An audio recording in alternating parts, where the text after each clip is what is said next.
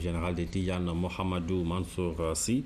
Le Conseil s'est également incliné devant la mémoire de Monseigneur Augustin Sagna, évêque émérite de Ziguinchor, et a décidé de l'envoi d'une délégation gouvernementale pour aller présenter à la famille et à l'Église les condoléances de l'État. Le président de la République a commencé sa communication en exprimant sa vive préoccupation par rapport à la cherté des coûts du loyer au Sénégal et en particulier à Dakar. Le chef de l'État a engagé le Premier ministre à faire prendre toutes les dispositions utiles pour inverser la tendance à la hausse constante observée sur les prix du loyer. Il l'a ainsi invité à mettre en place un comité qui aura pour mission de réfléchir sur la question et de proposer des solutions. Au terme de cette réflexion, une commission nationale de régulation des coûts du loyer devrait être créée pour servir de rempart contre la spéculation qui détermine artificiellement les coûts du loyer. Elle aura aussi la charge de fixer les plafonds basés sur des critères pertinents. Le président de la République a toutefois souligné que cette commission ne devrait pas fausser les règles de la concurrence et la liberté d'entreprendre dans le secteur. Le chef de l'État a, dans le même esprit, demandé au Premier ministre d'étudier la possibilité d'instaurer un dispositif solidaire d'aide personnalisée au logement. Évoquant la politique d'habitat social, le président de la République a réaffirmé son ambition de rétablir la justice sociale en la matière en facilitant l'accession à la propriété pour les Sénégalais. Il a, à cet égard, demandé au Premier ministre de mener une réflexion sur l'instauration d'un mécanisme d'appui à l'accession à la propriété et sur la création d'un fonds de viabilisation des zones d'habitat social.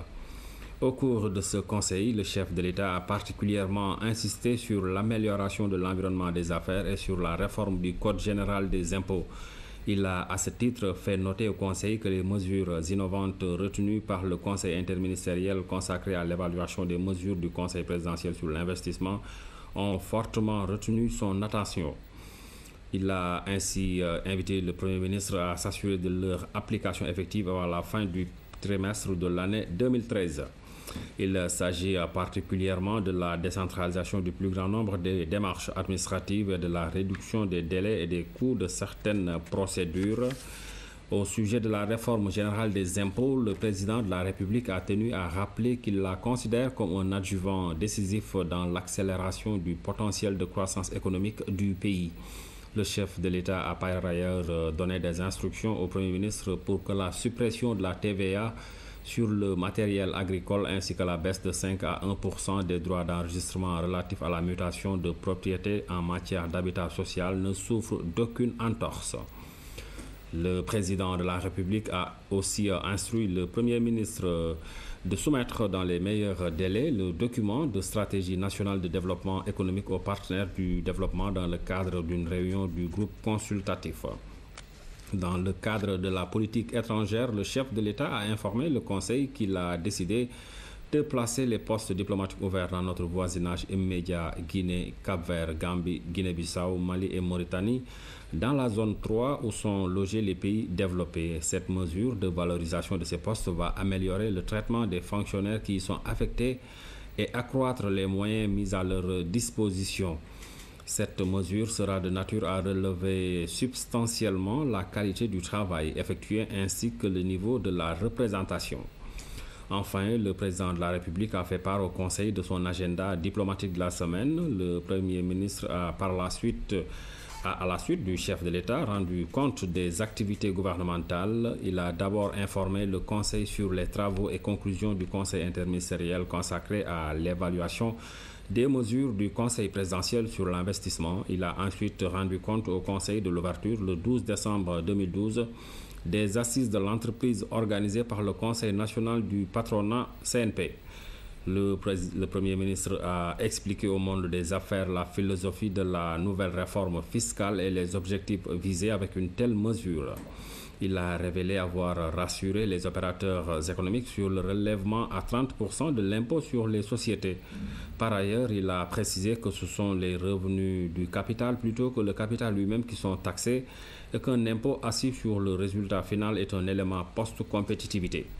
Il a enfin évoqué la commercialisation de l'arachide en soulignant la nécessité d'engager toutes les actions utiles pour en faire un succès, concernant notamment la conservation par les producteurs des graines sélectionnées en guise de semences, la reconstitution des stocks de sécurité. Le ministre des Affaires étrangères et des Sénégalais de l'extérieur a fait le point sur l'actualité internationale en mettant l'accent sur la réunion à Marrakech du groupe des Amis du peuple syrien et sur la crise malienne. Le ministre de l'Agriculture a rendu compte du déroulement de la campagne de commercialisation de l'arachide.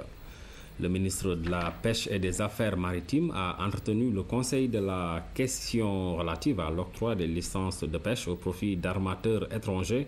Sur ce point, le président de la République a décidé de prolonger le repos biologique sur nos espèces maritimes en gelant l'octroi de licences de pêche à des armateurs étrangers pour une durée d'au moins 1 an. Le ministre de l'Éducation nationale a rendu compte de la participation de notre pays à la 55e session ministérielle de la conférence des ministres de l'Éducation des pays ayant en partage le français qui s'est tenue à N'Djamena au Tchad du 5 au 9 décembre 2012. Il a aussi informé le Conseil des résultats provisoires du recensement des enseignants du moyen secondaire afin de déterminer les besoins en fonction des surnombres et des déficits constatés. Au titre des textes législatifs et réglementaires, le Conseil a examiné et adopté un projet de décret modifiant l'annexe 2 du décret numéro 89-682 du 14 juin 1989 fixant le régime de rémunération des fonctionnaires et agents en service dans les postes diplomatiques et consulaires et dans les services rattachés. Un projet de décret érigeant le groupement national des sapeurs-pompiers en brigade nationale des sapeurs-pompiers et fixant son organisation. Le Conseil a pris la mesure individuelle suivante. M. Siré Dia, cadre supérieur en gestion, administrateur des postes et nommé directeur général de la Société nationale La Poste en remplacement de M. Mamadou Lamine Thior. Voilà le communiqué du Conseil des ministres qui s'est donc réuni ce jeudi. 1,5 milliard de francs, c'est la somme dégagée par l'État pour assister les familles vulnérables dans le cadre de la lutte contre l'insécurité.